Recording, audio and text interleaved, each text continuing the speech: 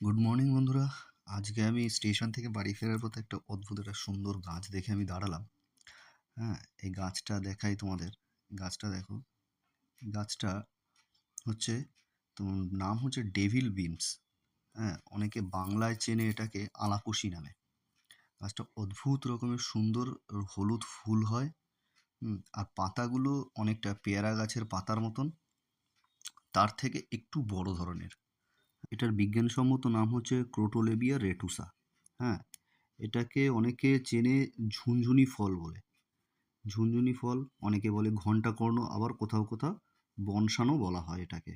হ্যাঁ, ঝুনঝুনি কেন বলা হয়? এই ফলটা যখন পাকে, ফলটা দেখুন, এই যে সুন্দর একটা ফল।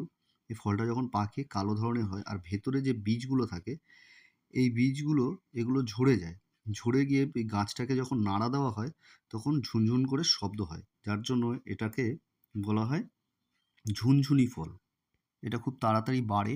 হুম এই গাছটা খুব তাড়াতাড়ি বাড়ে। বছরের মধ্যে এটা বছরে একবারই ফল দেয়, আর হলুদ ধরনের ফুল হয়। একটা ফল ছিঁড়ে দেখাই। এই ফলটা এই ধরনের হয়। হুম সুন্দর একটা ফল। এর মধ্যে অনেকগুলো বীজ থাকে। দেখুন, অনেকগুলো বীজ আছে। বীজগুলো দেখতেও অপরূপ সুন্দর। একটা হাতে নিলে মনে হয় যে ঘুমন্ত যে ভ্রূণ দেখেছেন, ঘুমন্ত ভ্রূণগুলো এরকম দেখতে অনেকটা বীজগুলো। হুম কিন্তু এইগুলো সাবধান। এই গাছের বিষক্রিয়া আছে। এই গাছের অদ্ভুত বিষক্রিয়া আছে। এটা অনেক সময় ক্ষতিও করতে পারে, শারীরিক ক্ষতি করতে পারে। এই জন্যই এর নাম দেওয়া হয়েছে ডেভিল বিনস।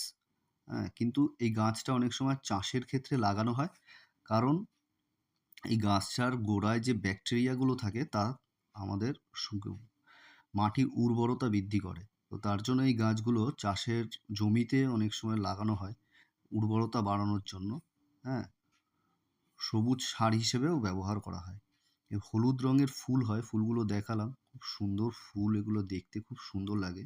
এই ফুলের জন্য অনেকে বাড়িতেও লাগায়, যে দেখতে সুন্দর লাগবে, শোভাবৃদ্ধির জন্য অনেকে বাড়িতে লাগায়। আমি যতটা জানি আপনাদের সাথে শেয়ার করলাম। বাকিটা আপনারা কেউ যদি আরও বেশি জেনে থাকেন, আমাকে শেয়ার করবেন কমেন্টে, আর ভালো লাগলে লাইক করবেন। Thank you.